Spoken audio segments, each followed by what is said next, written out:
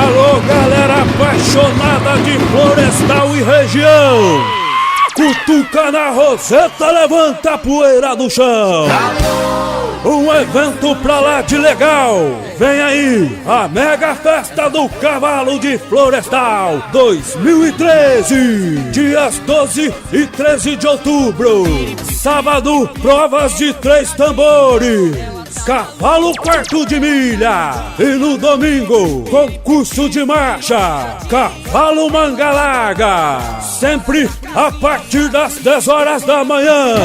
Realização Zena Promoções e Eventos. Informações Zezinho e Nato. Facebook Denilson Lambari e www.uiCountry.com.br. Apoio Prefeitura Municipal de Florestal. A narração é minha, Denilson Lambari.